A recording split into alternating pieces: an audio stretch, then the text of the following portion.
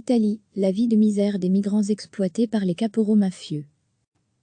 En manque de travailleurs agricoles dans les champs, le gouvernement italien a annoncé une régularisation partielle des sans-papiers. Le décret prévoit d'accorder des permis temporaires de 6 mois dans certaines conditions. Exploités par les mafias du sud de l'Italie, ces migrants africains vivent dans des conditions déplorables et ils estiment que ces permis provisoires ne sont pas suffisants. À quelques kilomètres de Foggia, dans la Pouille, se dresse un bidonville au milieu des champs. Tout le monde appelle cet endroit le ghetto. Chaque matin, les caporaux passent sur la route pour choisir leurs hommes. Ces mafieux exploitent les migrants pour proposer de la main-d'œuvre à bas prix aux exploitants agricoles. Des baraques en tôle ou des vieilles caravanes s'entassent pour loger des milliers de migrants. Degré à lire aussi, après l'annonce de la réouverture de ses frontières, l'Italie prépare ses plages à un été à l'abri du coronavirus. Lorsqu'il pleut, le ghetto se transforme en champ de boue. Regardez comment on vit ici, même les animaux ne vivent pas ainsi, crie un homme les pieds dans la boue. Seuls des Africains vivent dans le ghetto, tous arrivés clandestinement ces dernières années. Quand commence la saison des tomates, nous sommes entre 4 et 5 000 personnes à vivre ici, ça varie un peu, mais avec ce virus, comme le pays est malade et que les routes sont fermées, nous sommes un peu moins nombreux, car beaucoup ne sont pas encore revenus. Ibra Diouf est sénégalais. Il est arrivé en Italie en 2016. Il est le seul à accepter de nous montrer ses conditions de vie. Nous pénétrons dans sa caravane, une forte odeur d'urine se mélange à celle des restes de nourriture. Voilà, ceci est ma maison, dit humblement ce géant, tout en muscles, vous voulez quelque chose ? Un café, point d'interrogation. Ibra travaille 10 heures par jour dans les champs, pour le moment, c'est la récolte des asperges, ensuite ce seront les tomates puis les olives. Il nous montre un tas de fiches de paie en affirmant qu'elles sont fausses, et que sans contrat de travail légal, il ne pourra pas obtenir le permis de 6 mois promis par le gouvernement. Ce n'est pas un problème de travail, c'est un problème de document, pas de travail. Pour nous aider réellement, il faut nous accorder un document valable 2 ans, ou même 5 ans. Alors oui, cela aiderait réellement les personnes comme moi. Car tu as vu des blancs travailler ici ? Non. Seulement des noirs. Dans le ghetto, seuls 10% des migrants ont un permis en règle, les autres sont illégaux, entre autres, à cause de la loi Salvini, une loi qui a bloqué les permis pour raisons humanitaires. Mais avec le coronavirus, les ouvriers agricoles d'Europe de l'Est ne sont pas rentrés en Italie, et dans les champs, les légumes pourrissent sur pied. Voilà pourquoi le gouvernement a annoncé cette régularisation partielle, pour faire sortir de l'ombre les invisibles. Degré à lire aussi, asile et migration, la peur du coronavirus ne ralentit pas le flux de migrants à travers le Sahara. Cette régularisation partielle annoncée par le gouvernement n'est pas du goût des associations d'aide aux migrants.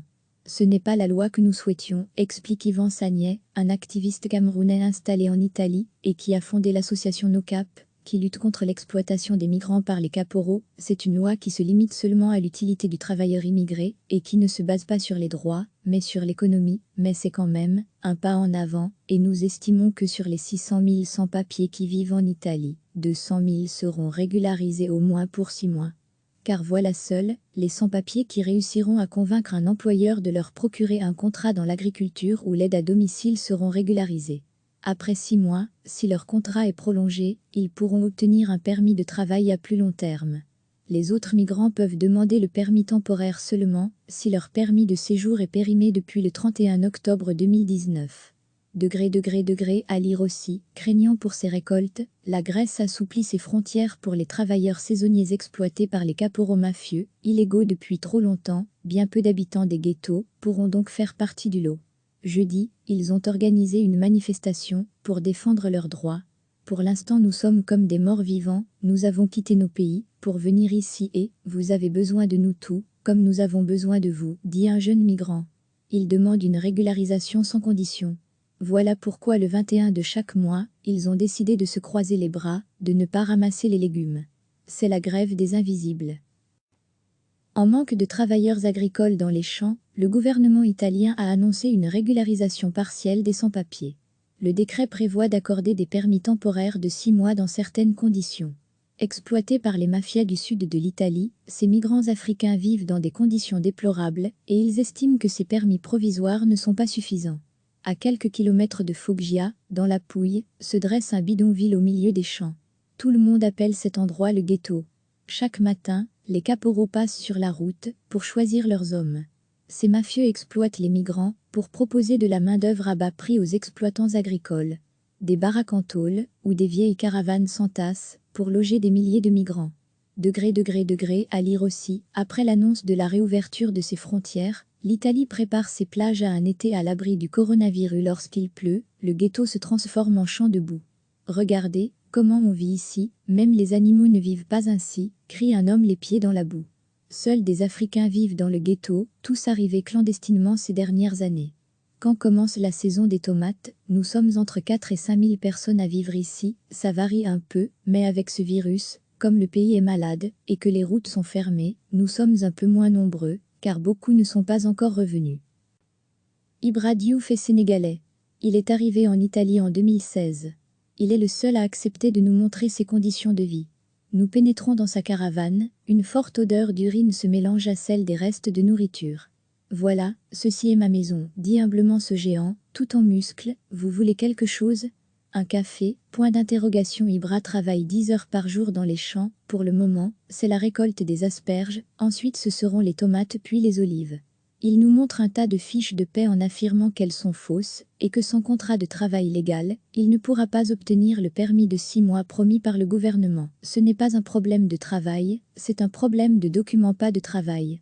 Pour nous aider réellement, il faut nous accorder un document valable 2 ans ou même 5 ans. Alors oui, cela aiderait réellement les personnes comme moi. Car tu as vu des blancs travailler ici ? Non. Seulement des noirs. Dans le ghetto, seuls 10% des migrants ont un permis en règle, les autres sont illégaux, entre autres, à cause de la loi Salvini, une loi qui a bloqué les permis pour raisons humanitaires.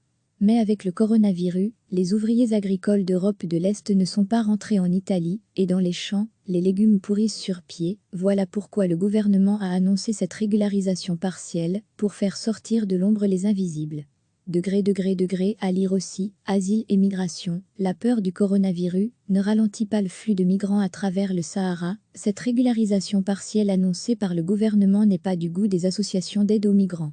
Ce n'est pas la loi que nous souhaitions, explique Yvan Sagnet, un activiste camerounais installé en Italie et qui a fondé l'association NoCap, qui lutte contre l'exploitation des migrants par les caporaux. C'est une loi qui se limite seulement à l'utilité du travailleur immigré et qui ne se base pas sur les droits, mais sur l'économie, mais c'est quand même un pas en avant, et nous estimons que sur les 600 000 sans-papiers qui vivent en Italie, 200 000 seront régularisés au moins pour 6 mois.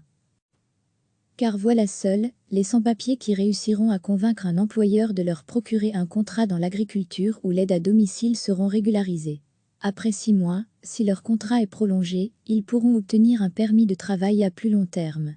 Les autres migrants peuvent demander le permis temporaire seulement si leur permis de séjour est périmé depuis le 31 octobre 2019.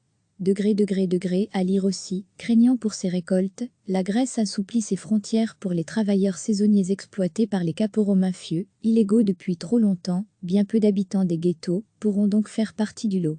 Jeudi, ils ont organisé une manifestation pour défendre leurs droits. Pour l'instant nous sommes comme des morts vivants, nous avons quitté nos pays pour venir ici et vous avez besoin de nous tout, comme nous avons besoin de vous, dit un jeune migrant. Il demande une régularisation sans condition.